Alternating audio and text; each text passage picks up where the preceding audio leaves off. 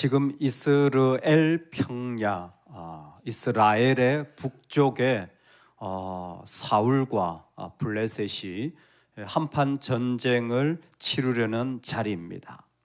아기스가 다윗을 불러 그에게 이르되 여호와께서 살아계심을 두고 맹세하노니 내가 정직하여 내게 온 날부터 오늘까지 내게 악이 있음을 보지 못하였으니 나와 함께 진중에 출입하는 것이 내 생각에는 좋으나 수령들이 너를 좋아하지 아니하니.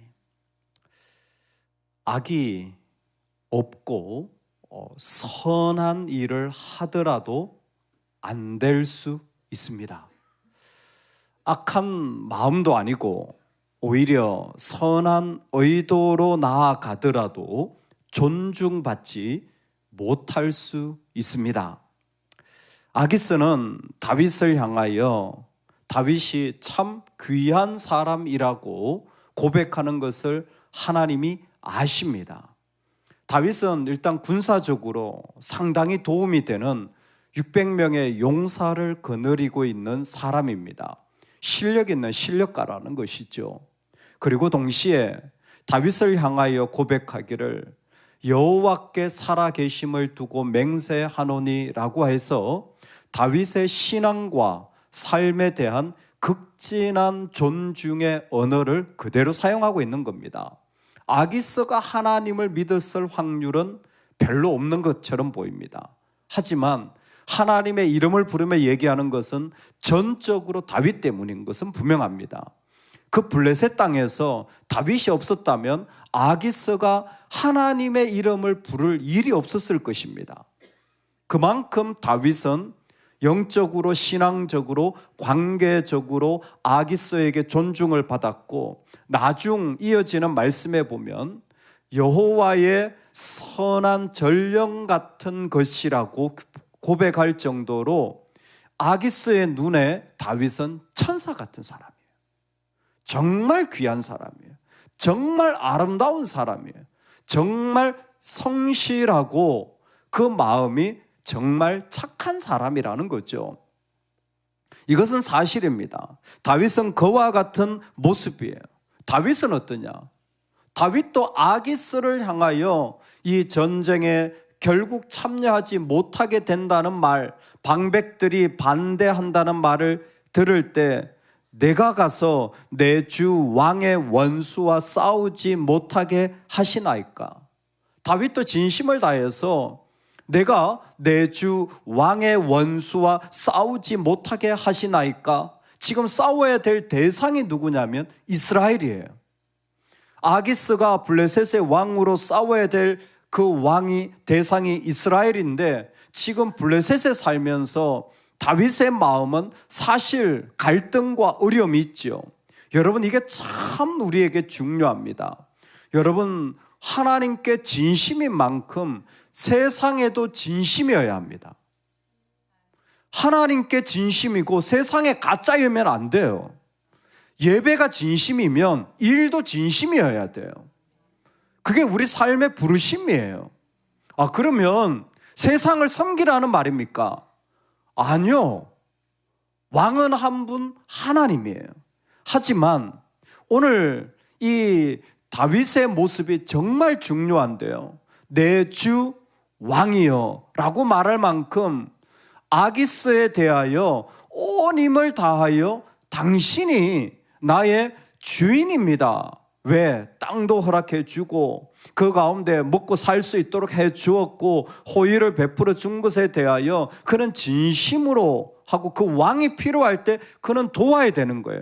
다만 다윗이 할 수 없는 게 무엇이냐면 하나님의 사람, 하나님의 교회, 하나님을 더럽힐 수는 없는 거예요. 이건 다윗에게 안 되는 거예요. 고린도 교회에 덕을 세우라는 것처럼 다윗에게 할 수 없는 선은 분명합니다. 내가 하나님의 사랑과 싸울 수는 없고 하나님의 교회를 욕되게 할 수는 없고 하나님의 이름을 내가 더럽힐 수는 없는 거예요. 그래서 다윗은 어떻게 쓰냐면 내 주 왕이여 왕의 적이라고 말하는 거예요. 이스라엘이라고 말할 수는 없어요. 왕의 적이 어디인지 거기까지가 자신의 진심인 거예요. 시편에 보면 다윗은 늘 하나님께 기도하기를 하나님 나를 살피시고 내 뜻과 내 마음을 단련하소서.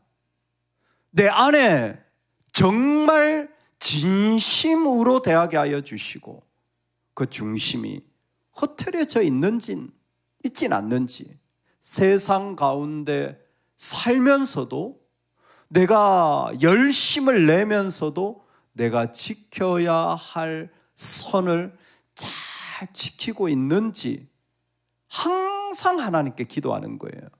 여러분, 우리가 이 기도가 살아있기를 소망합니다. 뭐요? 내 마음이에요. 사람들은 이렇게 저렇게 말할 수 있어요. 근데 중요한 건 내 마음이 그랬느냐는 거예요. 내 진심이 정말 그랬느냐는 거예요. 정말 내가 그런 방향이었냐는 거예요. 그건 우리와 하나님 사이만 알 수 있는 거예요. 근데 우리가 지켜야 할 것은 그 마음인 거예요. 말이 아니다라고 해서 믿어주는 사람도 없고요. 예라고 해서 맞다고 호응해 줄 수도 있고 아닐 수도 있어요. 아무리 좋은 의도로, 아무리 선한 의도로 다윗은 늘 마음을 살폈어요. 그런데 뭐요? 거절당할 수 있어요. 안 될 수 있습니다. 버림받을 수 있어요. 좋아하지 않을 수 있습니다. 참 다윗은 아기스조차 인정해 줄 만한 사람이지만 그러나 그의 수령들은 좋아하지 않아요. 좋아하지 않을 뿐만이 아니라 집요하게 다윗을 반대합니다. 결국 다윗은 불신을 받습니다. 블레셋 방백들이 심지어 다윗이 간다면 우리는 함께 전쟁에 나가지 못하겠습니다. 정말 끝까지 간 거죠.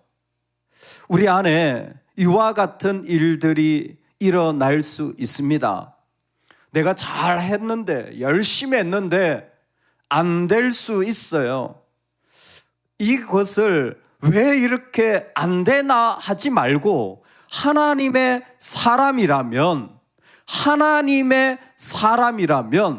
하나님이 수없는 길을 준비하실 수 있는 분이라는 것을 믿으시기 바랍니다.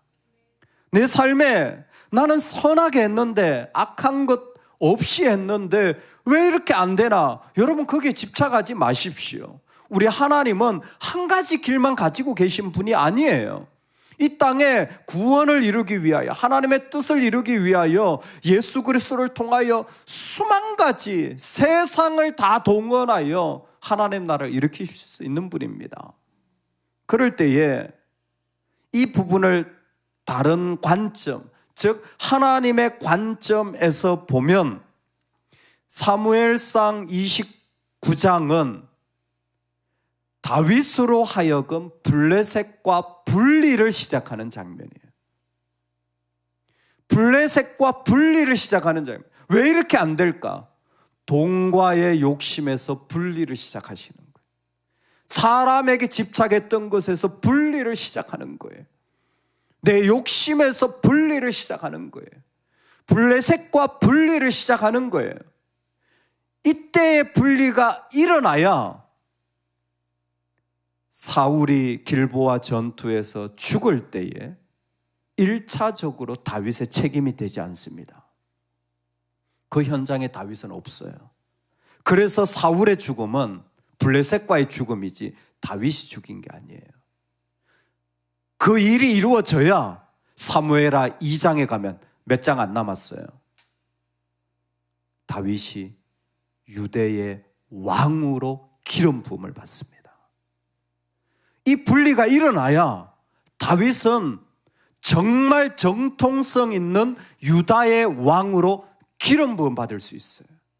언제? 안 될 때. 언제? 거절당할 때. 언제? 좋아해 주지 않을 때. 너무 속상하죠.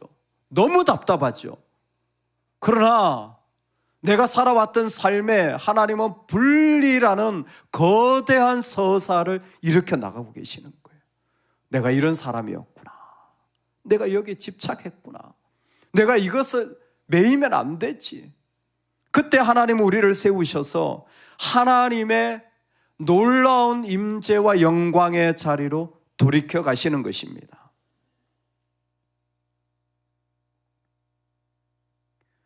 블레셋 땅으로 돌아가라. 악이 없이 정말 선하게 했는데 안 될 수 있습니다. 그때 어떻게 보면 안타까운 일들이 더 반복되어지는 블레셋 땅으로 돌아갑니다. 이방 땅이고 거절당한 자리, 누구도 인정해 주지 않는, 그야말로 외교적으로 보자면 다윗은 믿을 놈이 안 돼 라는 것이 증명되는 자리가 다시 돌아가는 자리죠. 그렇지 않습니까? 아기스조차도 거절했으니, 전쟁에 참여하지 못하게 했으니 다윗이 살아가는 세상 속에서는 다윗은 낙인 찍힌 겁니다. 이 녀석은 믿을 놈 아니야. 여러분, 우리는 그 땅으로 돌아가도 괜찮습니다. 그 블레셋 땅으로 돌아가도 괜찮습니다. 블레셋 땅으로 돌아가라. 아기스가 명령합니다. 아기스가 한 말은 공교롭게도 블레셋 땅으로 돌아가라는 것입니다. 내 삶도 때로는 전진하지 못하고 돌아가는 것 같은 거예요. 여러분, 그러나 믿는 자에게 돌아가는 일은 회개하는 일이고, 믿는 자에게 돌아가는 일은 하나님께로 돌아가는 일인 줄로 믿으시기 바랍니다. 하나님의 관점에서 보면 블레셋에게 돌아감을 통하여 다윗이 이스라엘 편으로 돌아가도록 준비하고 계시는 것입니다. 인간적으로는 치욕스러운 자리로 들어가는 것 같지만 하나님은 주권적으로 하나님으로 돌아오게 하고 계시는 것이었습니다. 블레셋으로 돌아가십시오. 그 블레셋으로 돌아가는 자리는 하나님으로 말미암아 다시 하나님께로 돌아오는 자리가 될 것입니다. 내가 하늘에 올라갈지라도 거기 계시며 서울에 내 자리를 펼지라도 거기 계시나이다. 우리는 장소를 믿지 않습니다. 우리는 사람을 믿지 않습니다. 우리는 하나님을 믿습니다. 내가 블레셋 땅에 돌아가더라도 그 땅에, 내가 스올에 내려갈지라도 그곳에 하나님이 계십니다. 이 믿음을 가지고 우리는 그곳에 돌아가도 괜찮은 사람으로 지금 세워지고 있는 것입니다. 그런즉 너는 너와 함께 온 내 주의 신하들과 더불어 새벽에 일어나라. 너희는 새벽에 일어나서 발거든 곧 떠나라 하니라. 다윗이 자기 사람들과 더불어 아침 일찍 떠나서 블레셋 땅으로 돌아가고 블레셋 사람들은 이스라엘로 올라가니라. 정말 치욕스러운 거예요. 여기까지 와서도 인정받지 못하는 상황입니다. 괜찮아요. 괜찮아요. 우리는 하나님이 계시기 때문입니다. 돌아가도 버림받지 않습니다. 하나님이 계시니까요, 광야도 예배 장소가 되던데요. 하나님이 계시니까요, 황폐한 땅도 임재의 장소가 되던데요. 어디? 호렙. 우리는 그 영광스러운 산이라고 생각하지만 산 이름 자체가 황무한 땅, 아무것도 없는 곳이에요. 근데 그곳에 하나님이 임재하시는 뜰기나무가 있으니까 놀라운 임재의 거룩한 장소로 바뀌어지는 겁니다. 그 땅도 그 지역도 아니에요. 하나님이 임재하시기 때문입니다. 여러분, 다윗에게는 바로 그 하나님의 성소가 세워져야 됐어요. 아무것도 없는 블레셋 땅에 하나님의 성소가 있나요? 아무것도 없는 이방 땅에 예배당이 있나요? 예, 내가 하나님을 예배하면 그곳이 성소가 되어지는 거예요. 블레셋 땅으로 돌아갑니다.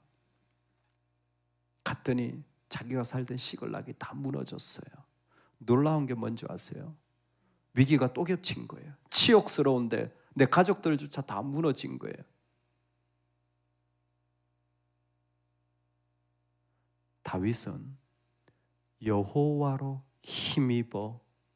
다윗은 여호와로 힘입어 용기를 내니라. 하나님을 힘입을 줄 아는 사람, 그 위기 속에서도 하나님이 계신 것을, 그 치욕 속에서도 하나님이 계신 것을 아는 사람은 블레셋 땅으로 돌아가면 어떻습니까? 또 위기를 당하면 어떻습니까? 괜찮습니다. 할렐루야. 괜찮습니다. 이 땅에서 무너지고 부서진 게 뭐 대단합니까? 어차피 천국 백성인데. 할렐루야. 이 땅에서 돌 맞는 게 뭐 그렇게 억울합니까? 우리 주님도 돌 맞으셨는데 뭐 그런 말 좀 듣는다고 뭐 그렇게 속상해 하세요? 주님은 수많은 인류가 거절하고 거부하였는데 우리에게 그 주님 계시잖아요. 그러면 우리는 그 주님으로 살아갈 수 있는 하나님의 사람들입니다. 다윗의 마음이 치욕스러운 것도 사실이지만 다윗의 마음이 하나님으로 새 힘을 얻는 것도 사실이에요. 그때 진짜 성소가 세워지는 거예요. 여러분, 건물이 크다고 대단한 많은 것을 가졌다고 큰 사람 아니에요. 하나님으로 힘입는 사람들이 세워질 때 진짜 교회가 되는 것이고, 진짜 아름다운 일터가 되는 것이고, 진짜 하나님의 사람이 되어지는 거예요. 오늘 블레셋 땅으로 돌아가도 괜찮아요. 아니, 내가요? 예, 당신이 악하지 않고 진심을 다해도 거절당하고 버림받을 수 있어요. 충분히 그럴 수 있습니다. 중요한 건 다시 내 마음을 하나님 앞에 진심으로 세울 뿐만이 아니라 그 가운데 하나님의 서사를 신뢰하시기 바랍니다. 그렇다면 하나님의 또 다른 스토리들이 진행되어질 거예요. 기대하시라. 개봉박두.